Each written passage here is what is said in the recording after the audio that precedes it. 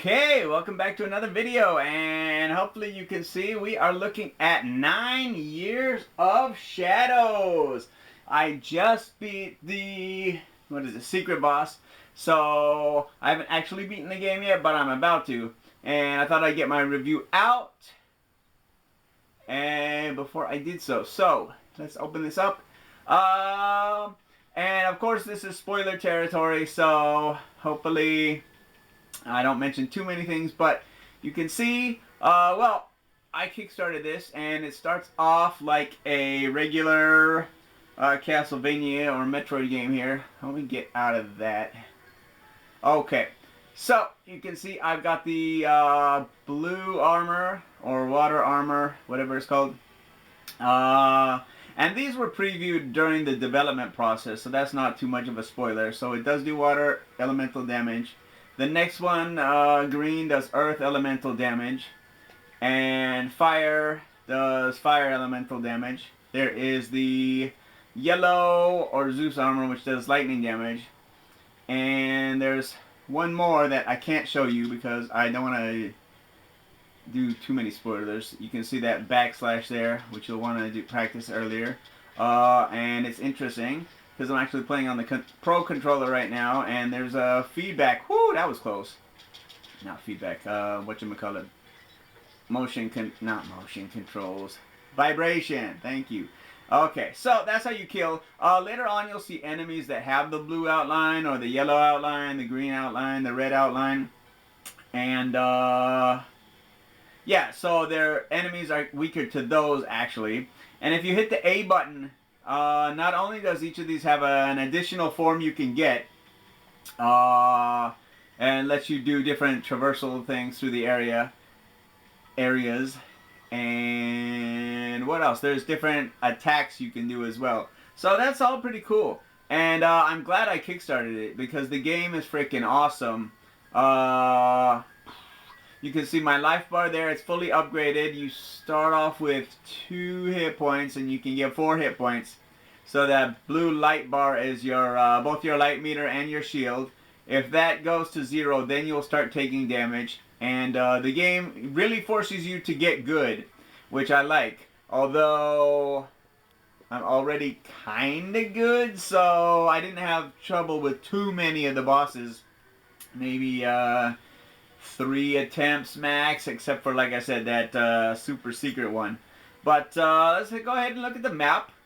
And I think they did a pretty good job here. One of the problems, well, there's a couple of bugs in the game as well, but the right stick is very slow in moving the map. You can see how slowly this actually moves. So that could use some work. So we're going to zoom out. Well, actually, no, let's zoom in on the center part here. So you'll start off in Talos entrance here, and you'll work your way around once, and then it starts opening it up. You'll work your way around again, and then you move into the green and yellow sections. As you get down here in the Forgotten Pond, you'll find that there's no way out, and it takes you to something down here at the bottom of the map, which is a Portrait of Hope, which is, well, another nod to Castlevania in this game, but, you know, Portrait of Ruin.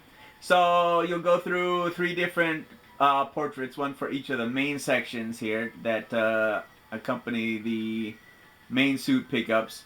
And it's just really cool. It teaches you how to use all of the traversal methods when you get them. And then the boss fight will have you manipulating that in some way. So you use the skills you've learned. And some of the bosses later on require different skill sets for each of them. So it's extremely well done. I'm very happy with this game. What else? So yeah, you come through there, you get out of the yellow area, and then you start into the fire area.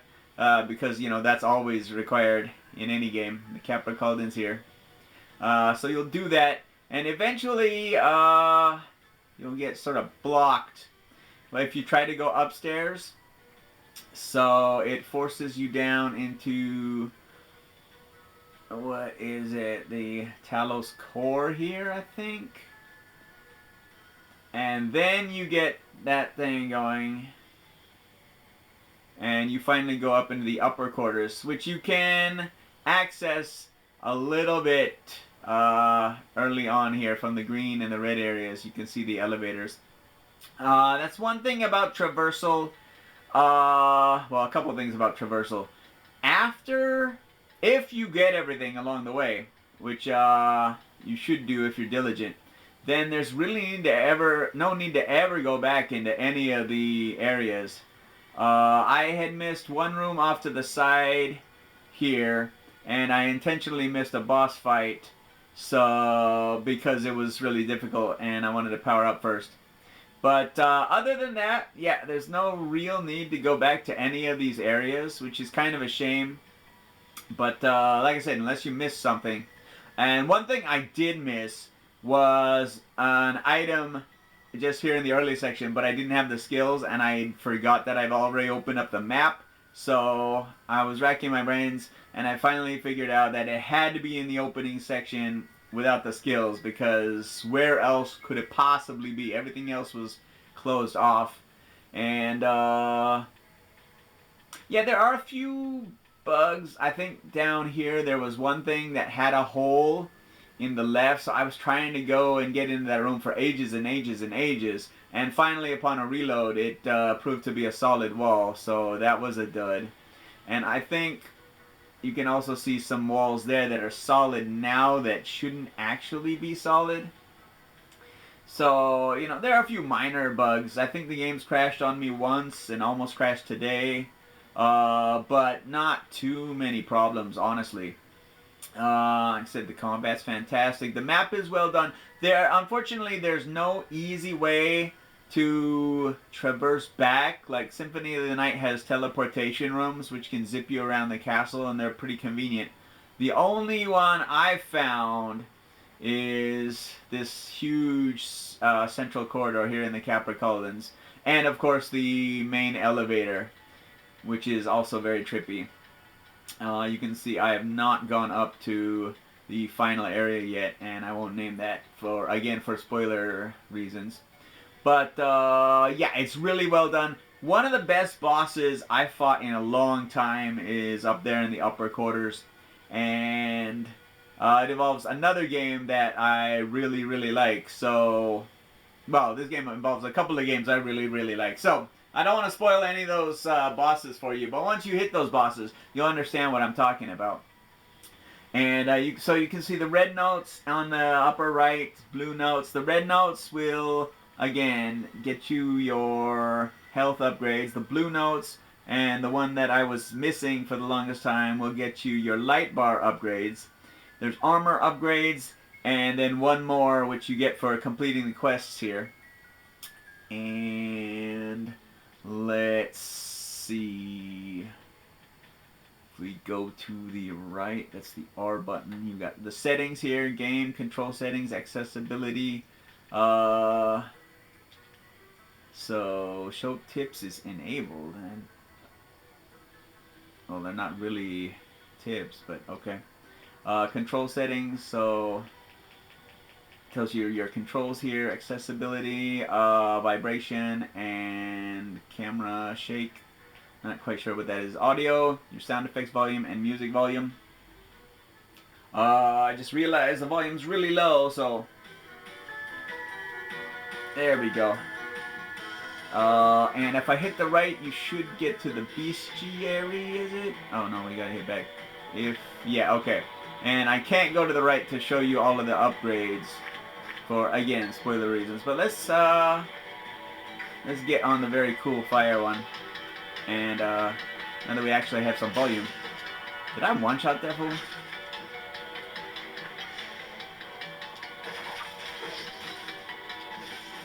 So yeah, you can see one of the upgrades I have is if you charge up and let go, you can see I just got hit there. And yeah, you don't want to take too much damage there because that's your shield. Anyway, but yeah, combat is cool. You can hit up You can duck and still attack with your halberd. And I thought the halberd is a freaking awesome weapon if I haven't mentioned it already. I got a D&D paladin ready to go. Hint, hint, nudge, nudge, wink, wink. So, you can change to green here real quick. And again, one-shot them. Again, this is early, this is an early section in the game. You can see the backgrounds there, just fantastic moving. I really do love this game. Again, it might be a little bit difficult for some people. There's no experience progression system. It's all about skill, and I find that awesome. Again, the map and the castle layout is great, although with a few quicker ways to transport around the castle, it would be even better, in my opinion. And combat's great. The bosses are really fun, really well done, really thought out, and pretty challenging, even though I did one-shot a couple of them. And the save points are the pink ones there. They're really, really generous with the save points. You can see, yeah, save rooms, transition rooms, so they just take you between the sections. Again, not teleportation. Theaters, workshops where you get your upgrades. Heat room. So again, that's the good part about the fire suit, or well, whatever it's called. You can take the heat, water room, poison room. The green helps you with that too, and generators. So, I mean, the game is fantastic. You should check it out. That's 9 Years of Shadows. It's on PC and on Nintendo Switch. Halberd Studios.